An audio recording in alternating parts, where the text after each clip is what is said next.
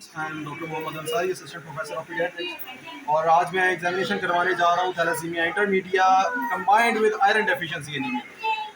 Thalassaemia intermedia और iron deficiency anaemia can go concomitantly. In any case sometimes iron deficiency anaemia जो है वो beta thalassaemia intermedia जो है इसको ज़्यादा एग्रीवेट कर देता है, ज़्यादा सीवियर कर देता है इसकी सिचुएशन। एक हमारे पास बेबी आई है जिसको क्रॉनिक एनीमिया है, never been transfuse but child always remains anaemic.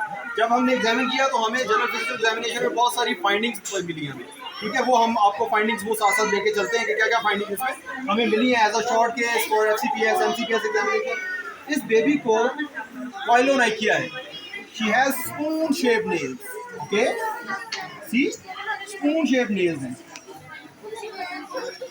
Even हाथों के भी और पाँव के भी नेल जो है इसके वो स्पून शेप हुए हुए, ये देखें इसके स्पून शेप हुए हुए nail.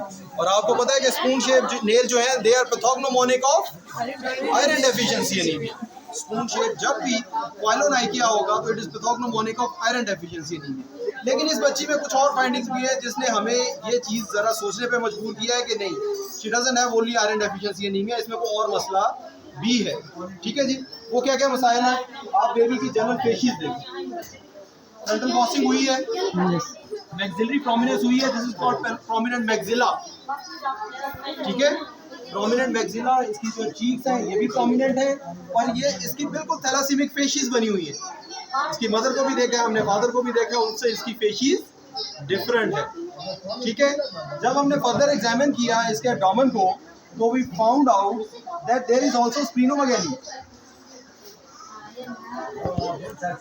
there is splenomegaly, this is spleen.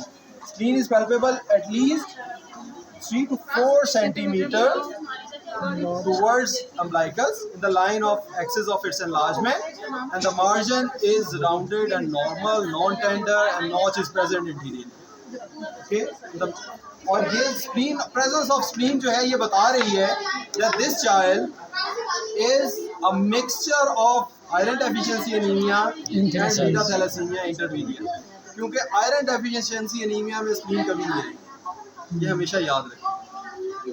Iron deficiency anaemia में सबस्ट्रेट मौजूद नहीं होता, आयरन मौजूद नहीं होता, फॉलिक एसिड B12 मौजूद नहीं होता साथ, क्योंकि आयरन होता है तो रिलेटिव B12 फॉलिक एसिड की भी डेफिशिएंसी हुई होती है। और क्योंकि ऐसे पेशेंट जो है वो आमतौर पे प्रोटीन डाइट भी अच्छी नहीं ले रहे होते, तो जो ग्लोबिन फ्रैक्शन है हीमोग्लोबिन का, उसको बनाने के लिए भी प्रोटीन मौजूद नहीं होती, तो ग्लोबिन भी नहीं होता, सारे जो है चीज़ें नहीं होती, उसमें फिर एक्स्ट्रा मेडलरी क्या मेडलरी नहीं हो रहा होता, ठीक है। इसका मतलब ये है कि बेबी जो है उसका जो मेडलरी स्पेसेस है दे आर एक्सर्टिंग, लेकिन उसको बेबी को जो है वो प्रॉब्लम पेश आ रही है। आपके पास स्प्लीनोमेगाली आ जाएगी तो आयरन डेफिशिएंसी एनीमिया आप सिंपल लेवल नहीं कर सकते, you need to investigate such a child. इसके हीमोग्लोबिन इलेक्ट्रोफोरेसिस होना चाहिए, इसका CBC को हमें फर्दर जो है उसका पोस्टमार्टम करना पड़ेगा, CBC को हमें देखना पड़ेगा।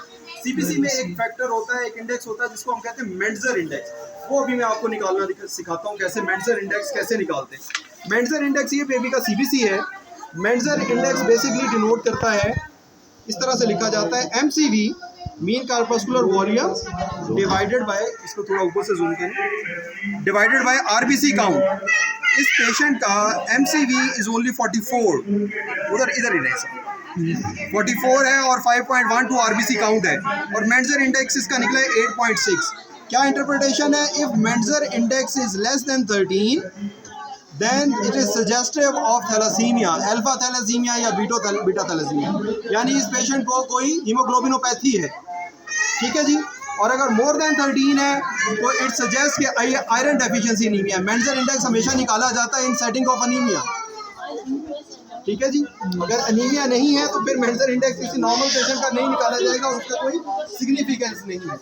ये एक बड़ा इंपॉर्टेंट शॉर्ट केस है, इस तरह के अक्सर शॉर्ट केस आते हैं, मिक्स केसेस आते हैं जिनको आयरन डेफिशिएंसी एनीमिया भी होता है, जिनको थैलेसीमिया ट्रेट भी होता है, और ऐसे भी केसेस आते हैं जिनको G6PD होती है, जॉन्डस के साथ सही सीवियर स्प्लीनोमेगाली होती है।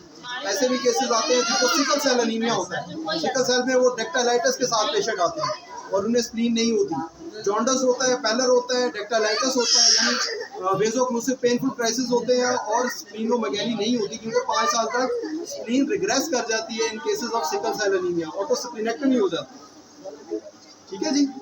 तो ये था आज का short case regarding thalassemia intermedia combined with iron deficiency anemia. Thank you very much.